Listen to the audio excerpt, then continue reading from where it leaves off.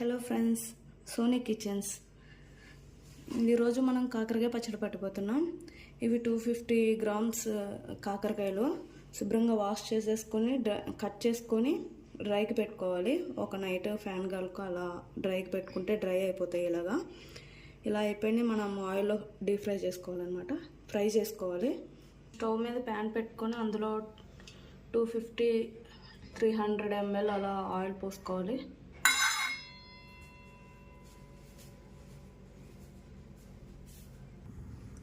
మనం ఇది పల్లి నూనె అయినా తీసుకోవచ్చు, నువ్వుల నూనె అయినా తీసుకోవచ్చు. మనకి ఏది ఇష్టమైతే అది తీసుకోవచ్చు అనమాట. ఇప్పుడు ఆయిల్ వేడెక్కింది కదా, ఆయిల్ వేడెక్కిన దాంట్లో కాకరకాయ ముక్కలు వేసుకోవాలి. 2 టర్న్స్ టైపు.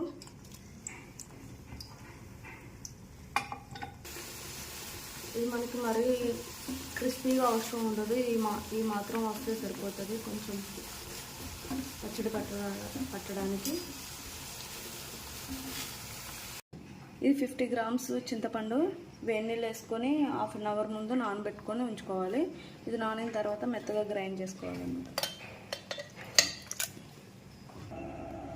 ఇందాక మిగిలిన కాకరకాయ ఫ్రై చేసిన ఆయిల్ ఉంది కదా, అందులోనే ఎండుమిర్చి, జీలకర్ర, ఆవాలు వేసుకొని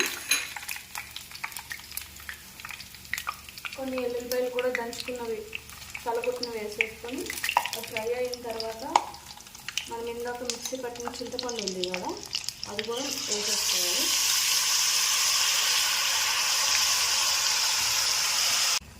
ఒక స్పూన్ అల్లం వెల్లుల్లి పేస్ట్ వేసుకొని ఇది కూడా ఫ్రై అయిపోయిన తర్వాత స్పూన్లు బెల్లం, 2 స్పూన్లు బెల్లం వేసుకొని అది కూడా మిక్స్ చేసుకోవాలి. ఇది దగ్గర పడిన తర్వాత కరివేపాకు వేసుకొని ఇది కూడా కొంచెం వేగిన తర్వాత స్టవ్ ఆఫ్ చేసుకొని పక్కన పెట్టేసుకోవాలి. వేరే కడాయి పెట్టుకొని 1 స్పూన్ మెంతులు, స్పూన్ ఆవాలు వేసుకొని దోరగా వేయించుకోవాలి. వీటిని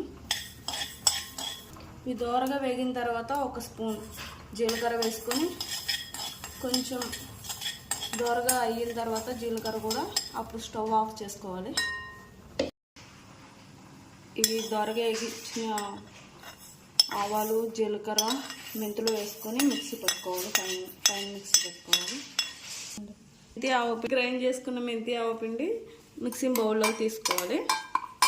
అదే మిక్సీ జార్లోకి 1 కప్పు 50 గ్రామ్స్ కారం, 1 కప్పు వెల్లుల్లి, 1/2 కప్ సాల్ట్ వేసుకొని వీటన్నిటిని గ్రైండ్ చేసుకోవాలి. 1 టీ స్పూన్ పసుపు వేసుకొని ఇందాక మనం కారం, వెల్లుల్లి, సాల్ట్ గ్రైండ్ చేసుకున్న దాన్ని కూడా ఇందులో వేసేసుకొని మిక్సింగ్ బౌల్లోకి ఇది కలుపుకొని కొంచెం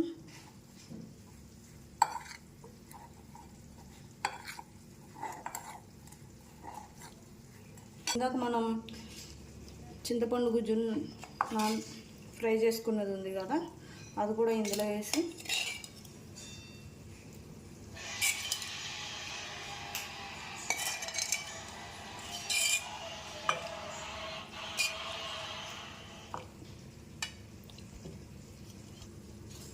ఇందాక మనం వేయించి పక్కన పెట్టుకున్న కాకరకాయ ముక్కలను కూడా ఇందులో వేసేసి బాగా కలుపుకొని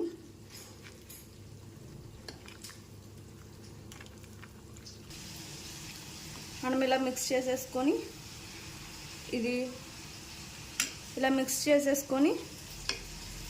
దీన్ని ఒక 2-3 డేస్ పక్కన పెట్టేసుకోవాలి.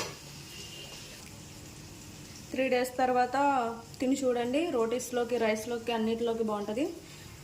ఈ పచ్చడి నచ్చినట్టయితే మీరు లైక్ చేయండి, సబ్స్క్రైబ్ చేసుకోండి, బెల్ ఐకాన్ కొట్టండి.